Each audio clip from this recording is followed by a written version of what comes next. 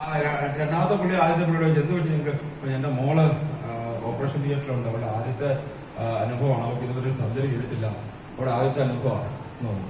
അപ്പം നിങ്ങളെന്ത് നടക്കുന്നു? എന്റെ മോനാണ് ആ സർജറി ചെയ്യുന്നത്, അവന്റെ ആദ്യത്തെ സർജറിയാണ്.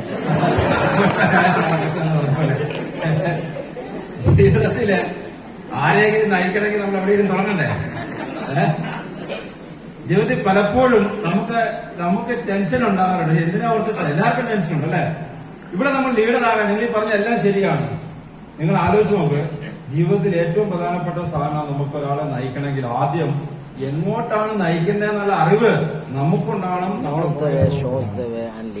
ചില ആൾക്കാർ ബഹളം വെച്ച് നടക്കും. ബഹളം വെച്ച് നടന്നിട്ട് നമ്മൾ കുറെ ആളുണ്ടാവും വിചാരിച്ച് കുറെ ദൂരം പോയി തിരിഞ്ഞു നോക്കുമ്പോൾ നമ്മൾ ഒറ്റയ്ക്ക് തിരിഞ്ഞാലും കാണില്ല. ഇതാണ് പലപ്പോഴും സംഭവിക്കുന്നത്. ആദ്യം വേണ്ടത് നമുക്ക് അറിവ്, പിന്നെ വേണ്ടത് എങ്ങോട്ടാ ലക്ഷ്യബോധം. ഇതിനെല്ലാം കൂടി പറയുന്ന സാധനമാണ് റെസ്പോൺസിബിലിറ്റി, ഉത്തരവാദിത്വം.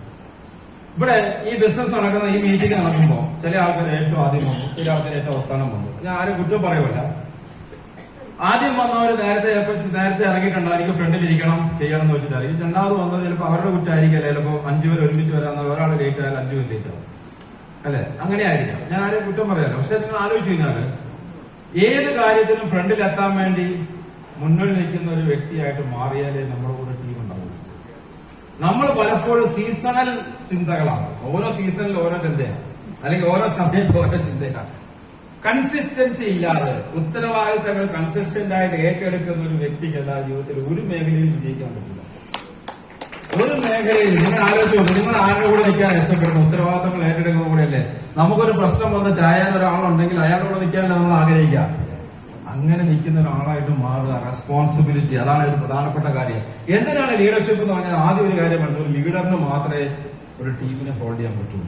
ഇപ്പൊ ഇവിടെ ഈ ചായയുടെ കപ്പുണ്ട്, ഇതിനകത്തൊരു 300 മില്ലി 250-300 മില്ലി ചായ ഒഴിക്കുക അല്ലെ? ഇത് കൂടുതൽ ഇതിനകത്ത് ഒഴിച്ചാൽ എന്താ ഉണ്ടാകുക? പുറത്തോട്ട് പോകും. ശരിയല്ലേ? ഇതുപോലെ നമുക്കൊക്കെ ഒരു കപ്പാസിറ്റി ഉണ്ട്. നമ്മൾ ചിലപ്പം ഈ ബിസിനസ്സിനകത്ത് വരുന്നതിന് മുമ്പ് 5 പേര് 10 പേര് ഒരുമിച്ച് നിർത്താൻ പോലും ചിലപ്പോൾ നമുക്ക് കഴിവുണ്ടായെന്ന് വരില്ല. പക്ഷെ ഈ ബിസിനസ്സിനകത്ത് വന്ന ട്രെയിനിങ് അറ്റൻഡ് ചെയ്ത് പോസിറ്റിവിറ്റി കൂടി, ഇപ്പൊ നിങ്ങളിപ്പോ ആലോചിച്ച് കഴിഞ്ഞാൽ സയന്റിഫിക് ആയിട്ട് പ്രൂവ് ചെയ്തിരിക്കുന്ന സാധനമാണ് ഈ ഹോളിനകത്ത് എത്രയോ പേര് ഇരിക്കുന്ന സമയത്ത് നമ്മൾ പോസിറ്റീവായിട്ട് ചിന്തിച്ചാൽ ഈ ഹോളിന്റെ എനർജി ഇപ്പൊ നമ്മൾ മെഷർ ചെയ്യുവാണെങ്കിൽ കൂടുതലായിരിക്കും. കാരണം ഒരേപോലെ ചിന്തിക്കുന്ന, പോസിറ്റീവായിട്ട് ചിന്തിക്കുന്ന ആൾക്കാർ. ഇപ്പൊ ഈ മാസ് പ്രെയർ ഒക്കെ കണ്ടിട്ടുണ്ടോ? മാസ് പ്രെയർ ഒക്കെ ഭയങ്കരമായിട്ട് പ്രെയർ ചെയ്യുന്ന സ്ഥലങ്ങളുണ്ടോ? അപ്പൊ അവിടെ ഭയങ്കരമായിട്ട് എനർജി കൂടുതലായിരിക്കും. എന്തുകൊണ്ടാണെന്ന് വെച്ചാൽ ഒരേ രീതിയിൽ ഒരേപോലെ ചിന്തിക്കുക, വൈബ്രേഷൻ ഒരുമിച്ചുണ്ട്. സിനർജിക് ലെവലിൽ ഒരു അറ്റോമിക് വൈബ്രേഷൻസ് വേറെ. ഫിസിക്സിൽ അത് എക്സ്പ്ലെയിൻ ചെയ്യാൻ പറ്റും.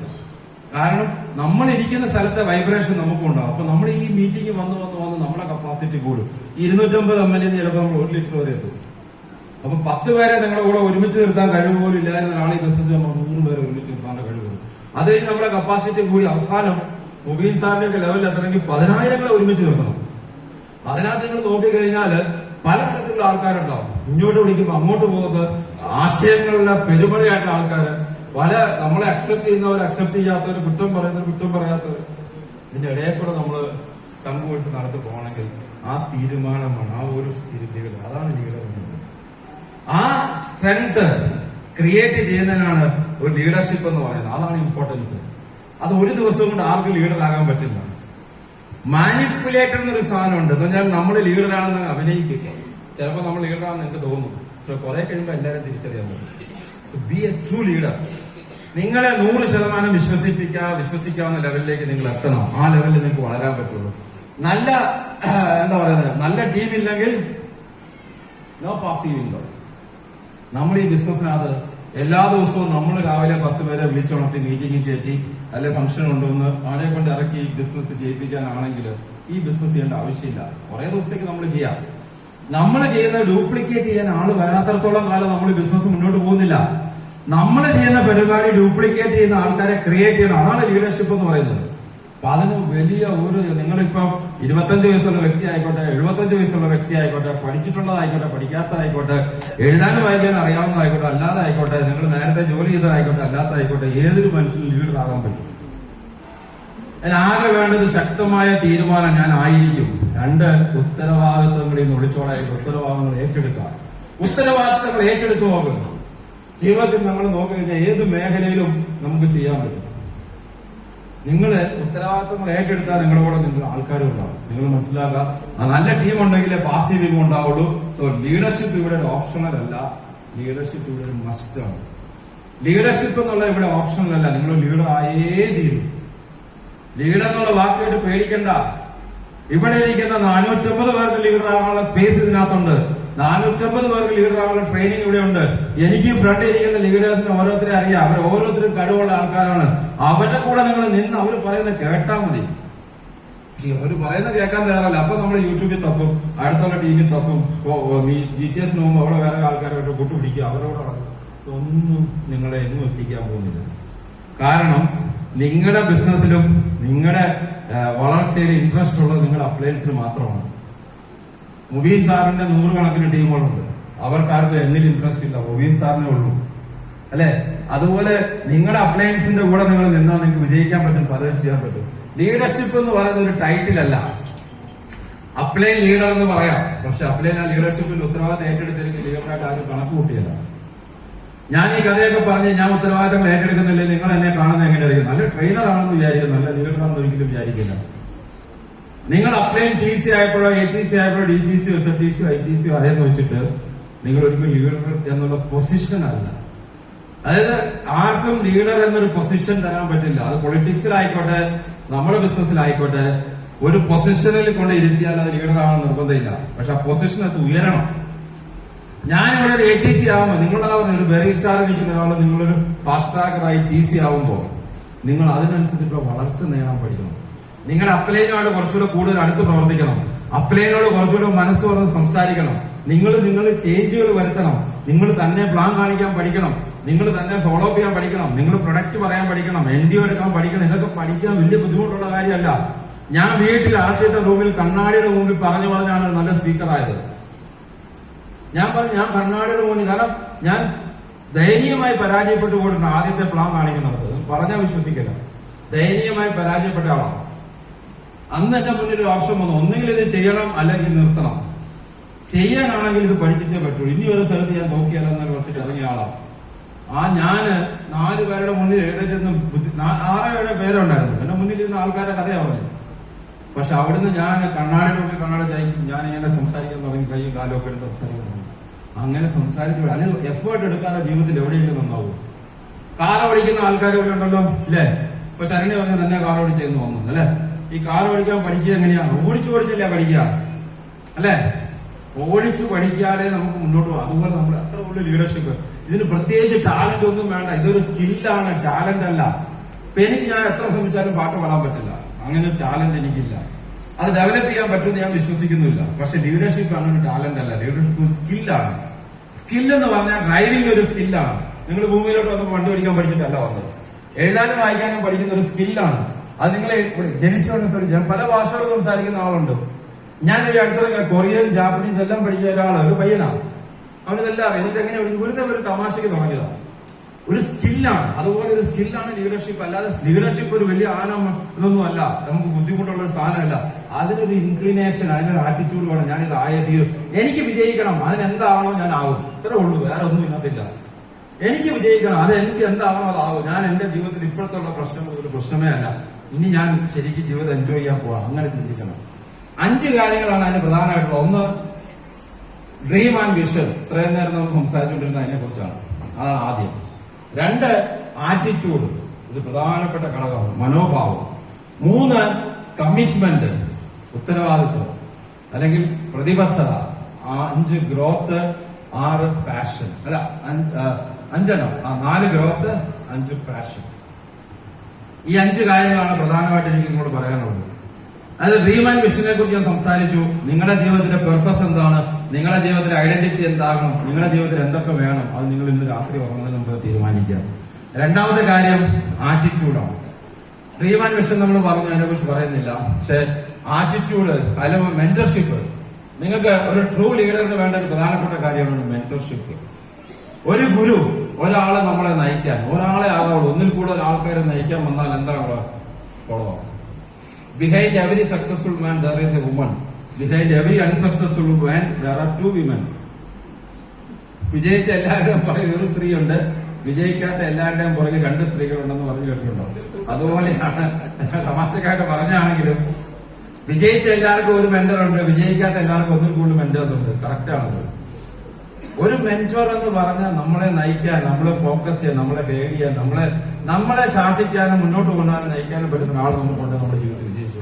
ബാക്കിയുള്ള ഒക്കെ അതിന്റെ അഡീഷണൽ സാധനമാണ്. ഇപ്പൊ നമുക്ക് എന്താണ്, നല്ല ക്ലാരിറ്റി ഉണ്ടാവണം, അവര് പറയുന്ന കേൾക്കണം, ലേസർ ഷാർപ്പ് ഫോക്കസ് ഉണ്ടാവണം. ഇതൊക്കെ മെന്റർ നിങ്ങൾക്ക് പറഞ്ഞു തരും. നിങ്ങളൊരു എക്സാമ്പിളായിട്ട് മാറണം. ടീമിന് പറയണം, കണ്ട എന്റെ ലീഡറാ എന്ന് ടീം പറയണം. എന്റെ ലീഡറാണ് അഭിമാനത്തോടെ പറയണം. ആ പറയുന്ന ലെവലിലേക്ക് നിങ്ങൾ ഉയരണം. അതൊരു ബെറി സ്റ്റാർ ആണെങ്കിൽ നിങ്ങൾ താഴെ 4-5 പേരുള്ളെങ്കിൽ അവര് പറയണം എന്റെ ലീഡറാ ബെറി സ്റ്റാർ ലെവലിൽ നിൽക്കുന്നത്. ആ ലെവലിലേക്ക് വരണം. അതിന്റെ മുകളിലോട്ടുള്ള എല്ലാ ലെവലിലും ഉത്തരവാദിത്തങ്ങൾ കൂടും. പക്ഷെ ഒരു കാര്യം മനസ്സിലാക്കേണ്ടത്, അതൊരു ലെവൽ എത്തുമ്പോൾ നിങ്ങൾക്ക് മനസ്സിലാവുന്നത് ഏറ്റവും സിമ്പിൾ സാധനമാണെന്ന് മനസ്സിലാവും. Then attitude. അപ്പൊ ഞാനിപ്പോ ഭീമൻ വിഷ്ണു ഒത്തിരി പറഞ്ഞത് അതിലേക്ക് ഒരു ആറ്റിറ്റ്യൂഡ്, മനോഭാവത്തിനെ കുറിച്ച് എന്താ നിങ്ങൾക്ക് അറിയാം? മനോഭാവം എല്ലാവർക്കും ഉള്ളതാണ് അല്ലെ? ഈ ഫാഷൻ ഷോയ്ക്ക് അതൊക്കെ ഇതുണ്ട്, ആറ്റിറ്റ്യൂഡ് എന്നൊരു സെഷൻ ഉണ്ട്. ആറ്റിറ്റ്യൂഡ് എന്നുള്ള സെഷൻ എന്ന് പറയാം. ഈ നടന്ന റാമ്പിക്കൂടെ നടന്നു ആറ്റിറ്റ്യൂഡ് എന്നൊരു കണ്ടിട്ടില്ലേ? ഫാഷൻ ഷോയ്ക്ക് റാമ്പിക്കൂടെ ഞാൻ പറയാം ഇങ്ങനെ നിൽക്കുന്നത്, ഇങ്ങനെ കൂടെ ഭാഗത്ത് അതാണ് അതിന്റെ ഇത്. പല റൗണ്ട് ഉണ്ട് അതിനകത്തുണ്ട്. ആറ്റിറ്റ്യൂഡ് എന്ന് പറഞ്ഞാൽ മനോഭാവം. ബൈ ഡിഫോൾട്ട് എല്ലാവർക്കും ആറ്റിറ്റ്യൂഡ് ഉണ്ട്, ഏതെങ്കിലുമൊക്കെ ആറ്റിറ്റ്യൂഡ് ഉണ്ട്. ഇംഗ്ലീഷിൽ ആറ്റിറ്റ്യൂഡ് അവന് ദേഷ്യം ഉണ്ടെന്നോ അല്ലെങ്കിൽ അവൻ ജാടയാണെന്നോ പറയുന്നത്. ആറ്റിറ്റ്യൂഡിന് ജാടാന്നൊരു അർത്ഥം കൂടി ഉണ്ട്. ഇംഗ്ലീഷിൽ വന്ന് മലയാളത്തിലേക്ക് ട്രാൻസ്ലേറ്റ് ജാടാന്നാണ്. പക്ഷെ ആറ്റിറ്റ്യൂഡ് എന്ന മനോഭാവമാണ്. പോസിറ്റീവായുള്ള മനോഭാവം, അത് പ്രധാനപ്പെട്ടതാണ്. ഒരു വിന്നിങ് ആറ്റിറ്റ്യൂഡ്. ഞാൻ വിജയിക്കാൻ ജനിച്ചൊരു വ്യക്തിയാണ്, അതൊരു ചിന്ത എപ്പോഴും മനസ്സിലുണ്ടാകും. നമ്മുടെ ചുറ്റും ഇങ്ങനെ കിടന്ന് കറങ്ങുന്ന ഒരു വിജയത്തിന്റെ ഒരു സർക്കിൾ, ഒരു ഹാലോ ഇങ്ങനെ കിടന്ന് കറങ്ങുന്നു. അത് നമുക്ക് എപ്പോഴും തോന്നും. എനിക്ക് എപ്പോഴും അങ്ങനെ തോന്നണം, ഞാൻ വിജയിക്കാൻ വേണ്ടി ജയിച്ചാണ്. ഞാൻ പരാജയപ്പെടുന്ന അവസരങ്ങൾ എന്റെ ജീവിതത്തിൽ ഉണ്ടായിട്ടുണ്ട്.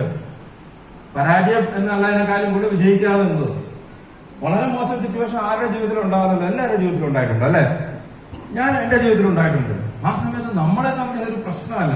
ഇപ്പൊ എന്റെ ഒരു നല്ല സുഹൃത്തുണ്ട്, മാഞ്ഞൂരാൻ എന്നാണ് പേര്, ബാബു മാഞ്ഞൂരാൻസ് ഇൻസ്റ്റിറ്റ്യൂട്ട് കോട്ടയം പാത്ത വളരെ ഫേമസ് ആണ്. IELTS ഒക്കെ പഠിപ്പിക്കാനുള്ള ഏറ്റവും വലിയ ഇൻസ്റ്റിറ്റ്യൂട്ട് ഒരു കാലത്ത് അദ്ദേഹമായിരുന്നു. അദ്ദേഹത്തിന്റെ ഭാര്യയുണ്ട് ലിസി എന്നാണ്, ലിസിയാൻഡി. ഈ ലിസിയാൻഡി ഇവരെന്റെ വീട്ടിൽ സ്ഥിരം വന്നുകൊണ്ടിരിക്കുന്നതാണ്. ആരെങ്കിലും വന്ന സമയത്ത് ഒരു ദിവസം ലിസിയാൻഡി എന്റെ മനോജ ഇയാളെ നിധിയാനെ ഞാൻ ഉപേക്ഷിക്കാനില്ല. ഞാൻ എന്ത് കിട്ടിയത്? ഞാൻ പൂർണ്ണ ഗർഭിണിയാണ് ഇരിക്കുന്ന സമയത്ത് ഇങ്ങനെ ഒരു പാല കോളേജിലെ ലെക്ചറർ, പാല കോളേജിലെ പഠിപ്പിക്കുന്നത് ഇംഗ്ലീഷ് നല്ല പ്രാവീണ്യം, വരുമാനമൊന്നുമില്ല, 1000-400 രൂപ കിട്ടത്തുള്ളൂ. പഴയ കാലത്തെ പറയാം. പൂർണ്ണ ഗർഭിണിയായിട്ട് ബസ്സിൽ കയറി ഒരു 8 കിലോമീറ്റർ അകലെയുള്ള ജനറൽ ആശുപത്രി വന്ന് 8ാമത്തെ മാസം പകുതിയായിട്ട് സമയത്താണ് ബസ്സേ വരാനേ കാശുള്ളൂ. ഇങ്ങനെ ആശുപത്രിയിൽ നടന്ന് ബസ് സ്റ്റോപ്പിലേക്ക് 10-200 മീറ്റർ നടക്കുന്ന സമയത്ത് ബസ് സ്റ്റോപ്പിൽ എത്തിയിട്ട് ഇയാളെ കാണുന്നത്. അപ്പൊ ആ ബസ് സ്റ്റോപ്പിന്റെ തൊട്ടടുത്താണ് കൊശപറ്റം ഫിനാൻസുകാരുടെ ഹെഡ്ക്വാർട്ടേഴ്സ്, ഇപ്പോഴും അവിടെ തന്നെയാണ്. അപ്പൊ അവര് പുതിയൊരു ബെൻസ് കാർ മേടിച്ചു. ഞാൻ നോക്കിയപ്പോ ഇങ്ങനെ ബെൻസിനകത്ത് ഇങ്ങനെ വായിലിട്ടിട്ട് നിൽക്കുക. ഞാൻ ഇയാളെ ഉപേക്ഷിച്ചതെന്ന് ആലോചിച്ചാൽ ഭാര്യ പൂർണ്ണ ഗർഭിണിയാണ് ഇങ്ങനെ ബെൻസിന്റെ പുറകെ വന്നത്.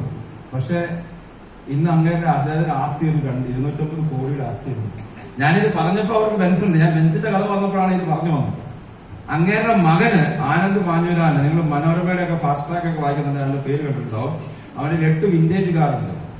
8 വിന്റേജ് കാർ.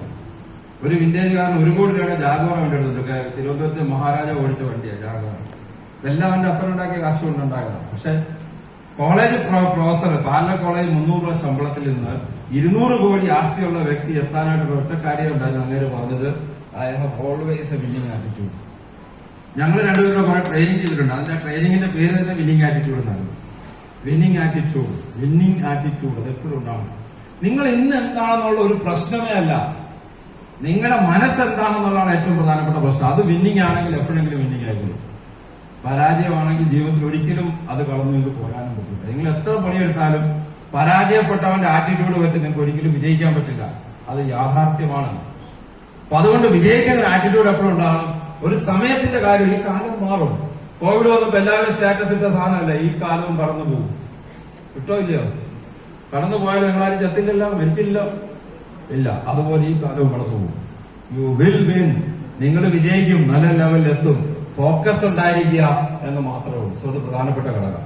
രണ്ടാമത്തെ കാര്യം കമ്മിറ്റ്മെന്റ്. ലീഡർ ആകാനുള്ള 3ാമത്തെ പോയിന്റ്. ആദ്യം ഡ്രീം, വിഷൻ, രണ്ട് ആറ്റിറ്റ്യൂഡ്, മൂന്നാമത് കമ്മിറ്റ്മെന്റ്. കമ്മിറ്റ്മെന്റ് എന്ന് പറഞ്ഞു കഴിഞ്ഞാൽ നിങ്ങളൊരു കമ്മിറ്റഡ് അല്ലാതെ ഇരുന്നാൽ, അതായത് നിങ്ങൾ ഫുള്ളി കമ്മിറ്റഡ് അല്ലെങ്കിൽ, നിങ്ങൾ ഏതെങ്കിലും ഒരു കാര്യത്തിന് വേണ്ടി പൂർണ്ണമായി നിലനിൽക്കുന്ന ഒരു വ്യക്തിയാണെന്ന് തോന്നാത്തിടത്തോളം കാലം നിങ്ങളോട് ആരും ഉണ്ടാവില്ല. നിങ്ങൾ കഥ പറയുകയും കഥ പറയുന്നത് പ്രവർത്തിക്കാതിരിക്കുകയും ചെയ്താൽ കുറെ കഴിയുമ്പോൾ ആൾക്കാർ തിരിച്ച് നിങ്ങളെ ഇട്ടിട്ട് പോകും.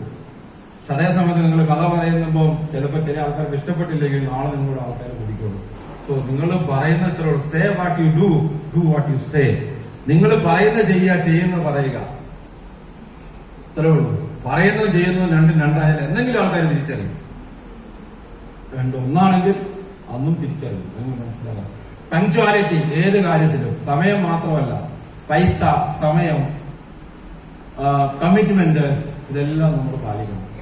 നമ്മളെ ആൾക്കാര് നമ്മളെ അക്സെപ്റ്റ് ചെയ്യുന്നില്ലെങ്കിൽ അതിന്റെ കാരണം കണ്ടുപിടിച്ചാൽ ഇത്രേ ഉള്ളൂ. നമ്മൾ ചിലപ്പോൾ പറയുന്നതും ചെയ്യുന്നതും വ്യത്യാസം ഉണ്ടാവും.